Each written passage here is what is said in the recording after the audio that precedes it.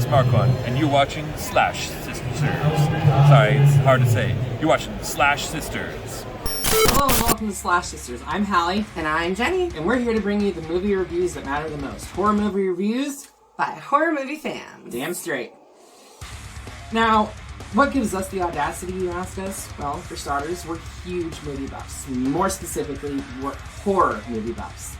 I personally own over 3,000 physical copies of movies, and yes, most of them are horror, ranging all over the place from modern-day classics like Halloween, Friday the 13th, Nightmare on Elm Street, to the older classic Universal monsters like Dracula, Wolfman, and Frankenstein. And while I don't own nearly as much physical media as Hallie does, you'll get there. I do own nearly 1,000 movies, most of which are horror. Otherwise, why the hell would we be doing this? Exactly.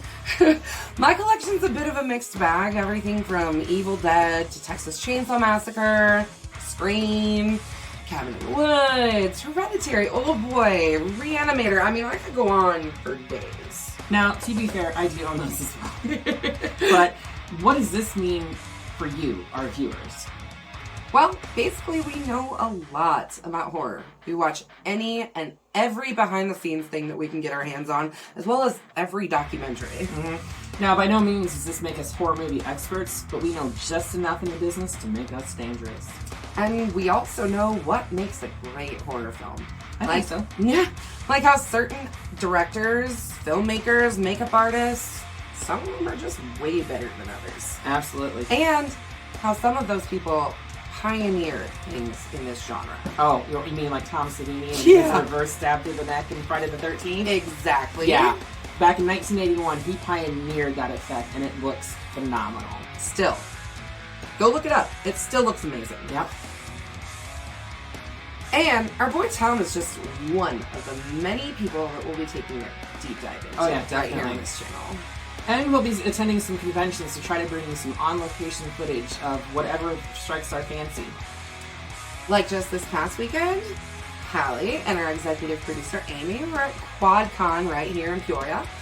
They had everything from comics to toys to video game tournaments and a really awesome cosplay contest.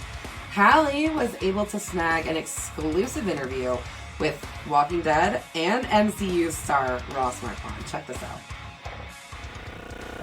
What's it like working with Greg Nicotero and the K&B Effects team? I just saw them yesterday, actually, in San Diego, but I love those guys because I think they are actually, and I'm not being paid to say this, I think they are the best special effects team in the industry. I would agree with that. They're incredible, and there's a reason why they get outsourced to so many different film and TV shows, even when we're in the middle of filming. Greg and his team at K&B are they're the best. They can make your strangest, most bizarre and grotesque idea come to life, and it's amazing watching them work. They're one of my favorite makeup teams. Them and Tom Savini. Oh yeah, of course, and they both came from the same general school of movie making. They're all Pittsburgh guys, and they met George Romero back in the day, of course, and Tom Savini and Greg got their start together, kind of, and they obviously do their own thing now, but like they both came from the same school of movie making. So, yeah. Marvel or Walking Dead? Which is the better franchise? Okay. I mean, franchise in terms of like all the things put together. I mean, you can't compete with Marvel just because Marvel's had how many years of start time on it. They've had roughly the same amount of time as Walking Dead, though. I mean, with the current MCU. I suppose, yeah. Because I guess I'm including all the 40 years of Marvel stuff and everything. So I still feel Marvel is my childhood, and it's always going to be so important to me. And I think what Kevin has done with that incredible MCU is just astonishing. And I have every confidence we'll do the same thing with Walking Dead. But for right now, they're both great. But I got to go with Marvel. Okay.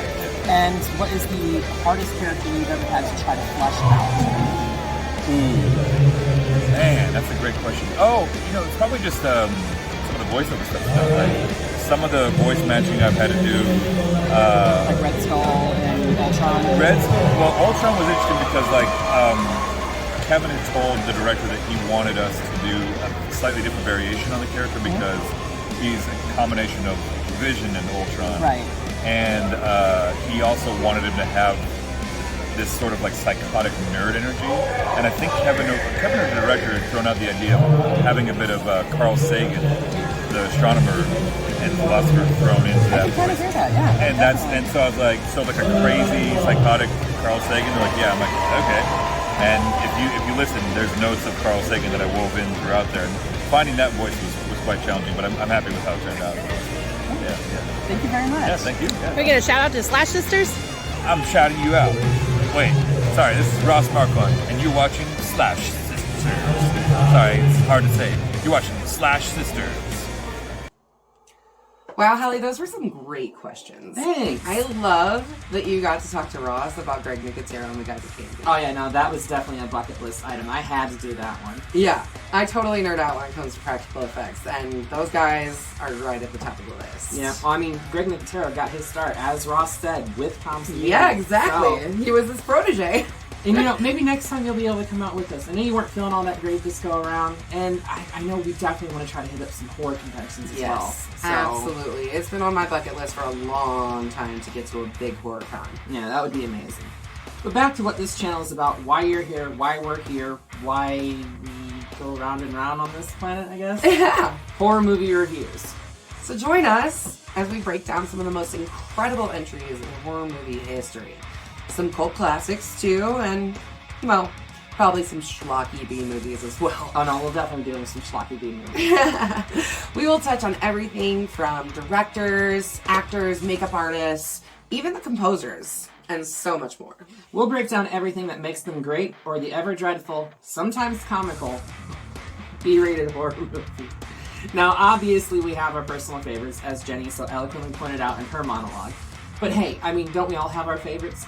We'll try to be as impartial as possible when we go to review those, but if we get a little excited, you can't blame us. They are our favorites for a reason, after all.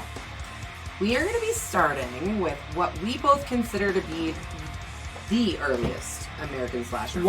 One of, but definitely an iconic American slasher film. Alfred Hitchcock's Psycho from 1960. So join us next week when we'll be giving you our thoughts on this staple in horror cinema. And as always, be sure to stab that like button, Slash the subscribe button for this gory channel. and ring-a-ling the grave bell so you don't get buried alive, and stay updated on our latest, greatest videos. Okay, one more thing before you guys go. Oh. Once we get to 100 subscribers, we are going to be giving away to one person at random their very own Ash Williams Funko Pop figure. I mean, who wouldn't want this little dude? Come on. So make sure you hit that subscribe button so you can be a part of that, and so that you can stay tuned for all the videos we'll be having coming your way. We will see you in the afterlife. Absolutely.